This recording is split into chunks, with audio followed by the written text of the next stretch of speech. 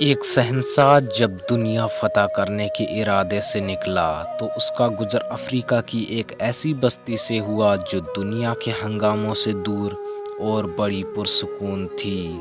یہاں کے باشندوں نے جن کا نام تک نہ سنا تھا اور وہ فاتح اور مفتوح کے مانک تک نہ جانتے تھے۔ بستی کے باشندے شہنشاہ اعظم کو مہمان کی طرح ساتھ لے کر اپنے سردار کی جھوپڑی میں پہنچے۔ سردار نے ان کا بڑی گرم جوشی کے ساتھ استقبال کیا اور پھلوں سے شہنشاہ کی توجہ کی۔ کچھ دیر میں دو قبائلی فریق مقدمہ لے کر اندر داخل ہوئے۔ سردار کی جھوپڑی عدالت کا کام بھی دیتی تھی۔ مقدمہ لانے والوں میں سے کسی ایک نے کہا، میں نے اس آدمی سے زمین کا ٹکڑا خریدا تھا۔ ہل چلانے کے دوران اس میں سے خزانہ برآمد ہوا۔ میں یہ خزانہ اس آدمی کو دینا چاہتا ہوں لیکن یہ لیتا نہیں۔ میں یہ کہتا ہوں یہ خزانہ میرا نہیں ہے کیونکہ میں نے اس سے صرف زمین خریدی تھی اور اس سے صرف زمین کی قیمت ادا کی تھی، خزانے کی نہیں۔ دوسرے نے جواب دیا، میرا ضمیر ابھی بھی زندہ ہے، میں یہ خزانہ اس سے کس طرح لے سکتا ہوں؟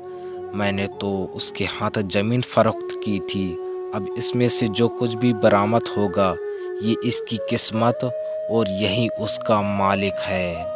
میرا اب زمین اور موجودہ صحت سے کوئی تعلق نہیں۔ سردار نے غور کرنے کے بعد دونوں سے دریافت کیا۔ پہلے سے پوچھا، کیا تمہارا کوئی لڑکا ہے؟ اس نے کہا، جی ہاں۔ اور پھر دوسرے سے پوچھا، کیا تمہاری کوئی لڑکی بھی ہے؟ اس نے کہا، جی حضور۔ سردار نے کہا، تم ان دونوں کی شادی کر کے یہ خزانہ تم ان کے حوالے کر دو۔ اس فیصلے نے وہاں پر موجودہ شہنشاہ کو حیران کر دیا۔ وہ فکر مند ہو کر سوچنے لگا۔ سردار نے شہنشاہ سے دریافت کیا، کیوں، کیا میرے فیصلے سے تم مطمئن نہیں ہو؟ شہنشاہ نے کہا، نہیں، ایسی بات نہیں ہے۔ شہنشاہ نے جواب دیا، لیکن یہ تمہارا فیصلہ ہمارے نزدیک حیران کن ضرور ہے۔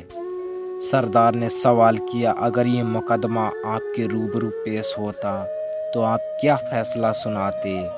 شہنشاہ نے کہا، پہلی بات تو یہ ہے، اگر یہ مقدمہ ہمارے ملک میں ہوتا تو زمین خریدنے والے اور بیچنے والے کے درمیان کچھ اس طرح کا جھگڑا ہوتا کہ بیچنے والا کہتا کہ میں نے اس سے صرف زمین بیچی ہے اور اس سے صرف زمین کی قیمت وصول کی ہے، اب جب کہ خزانہ نکل آیا ہے تو اس کی قیمت میں نے وصول نہیں کی ہے، اس لیے یہ خزانہ میرا ہے۔ جبکہ خریدنے والا کہتا، میں نے اس سے زمین خرید لی ہے تو اب اس میں سے جو کچھ بھی نکلے گا وہ میری ملکیت اور میری قسمت ہے۔ سردار نے شہنشاہ سے پوچھا، تم کیا فیصلہ سناتے؟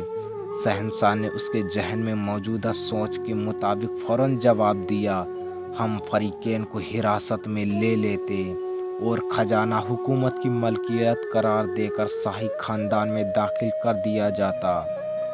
بادشاہ کی ملکیت؟ سردار نے فوراً پوچھا، کیا آپ کے ملک میں سورج دکھائی دیتا ہے؟ شہنشاہ نے کہا، جی کیوں نہیں، کیا وہاں پر بارش بھی ہوتی ہے؟ جی بالکل ہوتی ہے، شہنشاہ نے جواب دیا۔